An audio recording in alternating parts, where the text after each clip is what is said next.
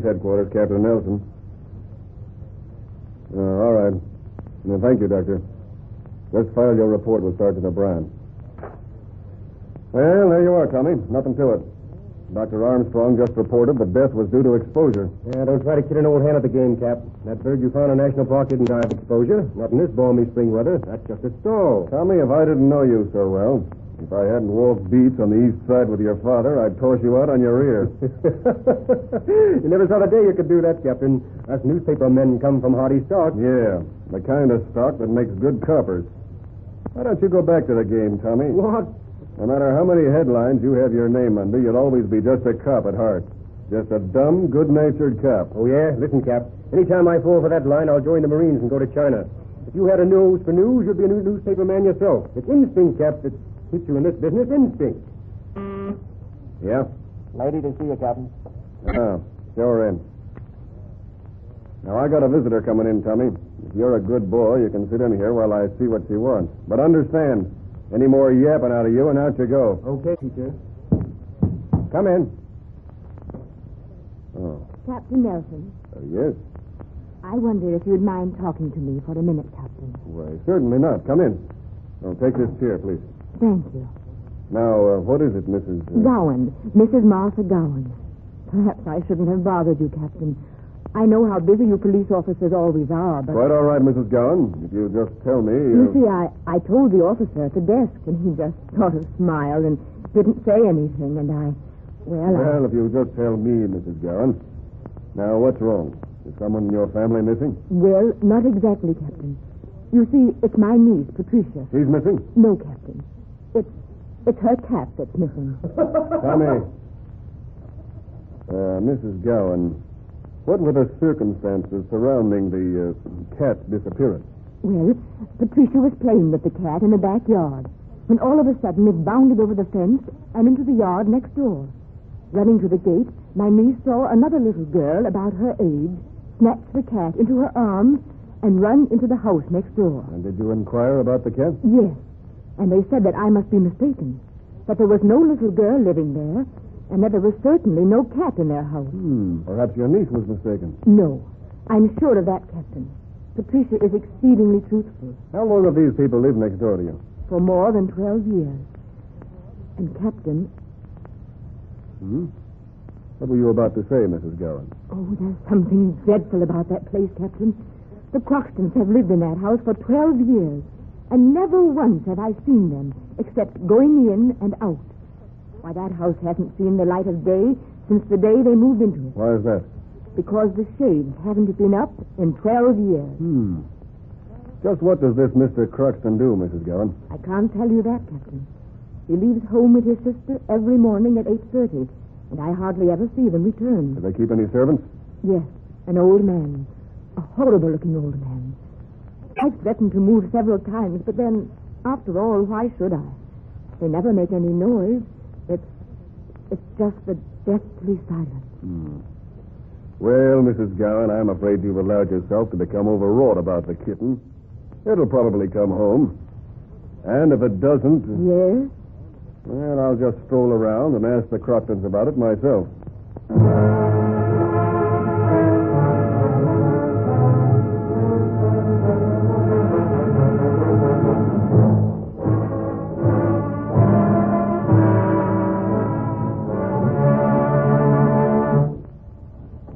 Well, Cap, how's the old cat hunter tonight? Sit down and shut up, Tommy. I'm talking on the phone. Yes?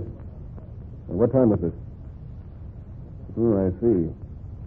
Well, stay on the job, Evan. I'll be around about 4. Hey, you look worried, Cap. I've been doing some thinking, Tommy. That's rather unusual, isn't it? Yeah. How's it feel? I'm in no mood for sarcasm today. I've got news for you. You don't mean to tell me the cat has met with foul play? No. But the day I called upon the Croxtons, you know, Tommy, I'm inclined to agree with Mrs. Gowan. I don't know just why, but I do. Yeah, it's your keen sense of perception working, Cap. Keep on, and you'll find that cat yet. It isn't the cat that's worrying me, Tommy. It's the story about that little girl. Yeah, but the Croxtons said there wasn't any little girl in their house. Yeah, I know. That's what they told Mrs. Gowan. Today, they told me that the little girl hadn't picked up the cat, practically admitting that there was a little girl in there. They said she tried to, but the cat got away. I very wisely cast the matter aside and left. Well, it's settled. What are you worrying about now? Well, I had a talk with Mrs. Gowan's niece, and she impressed me very much as a youngster who always tells the truth. She said that a very ragged, dirty little girl had snatched up the cat and run inside. Well, they're both screwy, if you ask me. If you had a nose for news, Tommy, you'd ask me what I intend doing. All right, I'll ask you.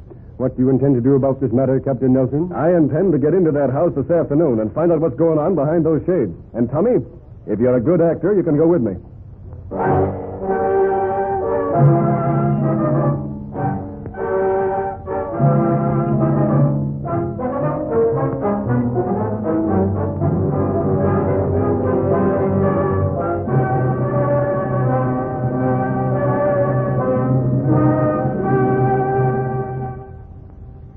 A big fat to let you talk me into this, Cap. I look like a clown in this outfit. No, you don't, Tommy.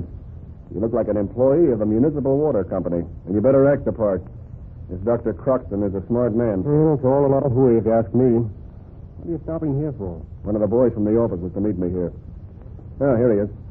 What'd you find out, Pete? Nothing much, Captain. This guy Croxton runs a brokerage business downtown. Has a select clientele. Company name is Overton and Sons. A very retiring sort of guy. Keeps out of sight most of the time. Nasty disposition. How about the wrapping paper you found in their trash box? I took it over to Powers. He traced it to the Brooks Chemical Company. They said that regular deliveries were made to Croxton's house here, but they couldn't reveal the nature of the orders. Mr. Brooks understood that Croxton was an amateur chemist. I see. All right, Pete, you've done very well. Get back to your post. We're going inside that house. Come on, Tommy. I'm getting interested in this, Cap. All this talk about deliveries of chemicals and supplies. Say, you don't think that has... I'm not saying what I think right now, Tommy. But if you're half the cop that your dad was, you'll know that there's something wrong here. But what? Now, don't appear too interested when you get in the house. Croxton is out. The sister's the only one home. And from the glance I got at her this morning, she's as mean, if not meaner, than Croxton. Think she'll recognize you in that getup? Yeah, well, that's up to you. Start a line of patter and keep it going. Yeah? We're supposed to be water company inspectors. And it's up to you to keep the woman engaged in conversation while I get around and look at the house. You leave it to me, Cap. It's an ugly-looking place, isn't it? I wouldn't live here on a bed. Well? Sorry to bother you, madam, but we're inspectors for the water company. We're running a new main through here, and we'll have to inspect and check the condition of your faucet. But there's no reason. Oh, just take a minute, madam. Come on in, Tim. You can take the upstairs taps, and I'll check the ones down here. Now, if you'll show me where the meter is, ma'am. I'm sure that this is all a lot of... Oh, I'm sorry, ma'am. Company orders. Man's got to make a living nowadays. Why, you know, just the other day, 3 of the new inspectors were let out for missing a single house in the roof. Can you imagine that? A single house, and they let them out. Where's the kitchen? Where's that other man going? Well, he's going upstairs to check for the bath fixtures. I'll need your help in the kitchen, ma'am, if you'll just open the door. All right. It's a nice kitchen you've got here. Nice and large. You know, ma'am, that's the trouble with most kitchens. They're too small, make you feel cramped and uncomfortable. A man likes to be able to... I wish you'd please hurry. Yes, ma'am. Hurry up. That's me, you know. I got the company medal last year for reading the meters the fastest of any of the boys. What else are you going to do in here? Well, not too much more, ma'am. Now, if you'll just turn that tap on for me, please. That'll be enough. Now, the other one, please, ma'am. That's good. Now, are there any other taps down here? Any other laundry rooms? No, there aren't. And if you're finished, I wish you'd please go. All right, ma'am, but, man's got to make a living. With things the way they are now, things are pretty Are you finished? Yes, ma'am. All right, I'll show you to the door. Oh, my partner finished before me. Everything okay, Tim? Everything okay upstairs. Did you make a motor test? No. We can do that later on the outside. Let's take a look at the lawn hydrants and go. Okay. Oh, I'm sorry we had to bother you, ma'am. Are you finished? Yes, ma'am. All right. Well, I guess that's all. Thank you, ma'am. Find anything, Cap? Just what I wanted. Quick, back around the corner here. Yeah, this will be all right. We can keep an eye on the house from here, and they can't see us. Look what I've got under my coat. Holy smoke. A dead cat. Yes, and I'm taking this cat to the police surgeon right away. I want to find out what killed it. I also found something else in that house. What? A dirty, ragged girl, chained in an upstairs closet. And, Tommy, that little girl is in a very dangerous condition. You keep an eye on the house. I'll be back within an hour.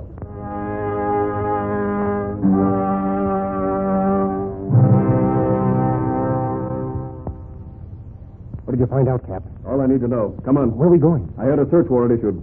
We're going into that house and release that little girl. But what? Well, this guy Croxton went in there about 10 minutes ago. What? I'm sure it was him. He was a dead ringer for that sister of his. Hurry, Tommy. They're on to us.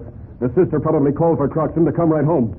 If we want to save that child's life, we'll have to hurry. Well, what did you find out about the cat, Captain? All I needed to know. Don't ask questions now. Okay. I'll tell you one thing, though. That cat was killed with morphine. All right. Knock on the door.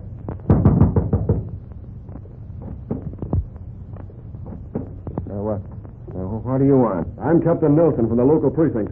I have a warrant to search your house. Well, I'm sure there must be some mistake. No, there isn't. Come on in, Tommy. Look out, Pat! No, you don't. Junior, quick, the police! Get that woman quick, Tommy! Get her! Ah, good boy. All right, now. Up those stairs, both of you. Why, you can't do this. You haven't got a thing on us. You can't... Oh, I can't, huh? Here, unlock this door. I don't have the key. Unlock this door. All right. There. There's the little girl, Tommy. Get her loose. Oh, gee, that's a poor kid. Stay away from me. Stay away from me. Don't hurt me anymore. We're not going to hurt you, honey. We're your friends. Here, let me take that chain off your leg. No. Don't hurt me. Stay away. No, honey, no. There. We're not going to hurt you. See? Don't let them hurt me. Please.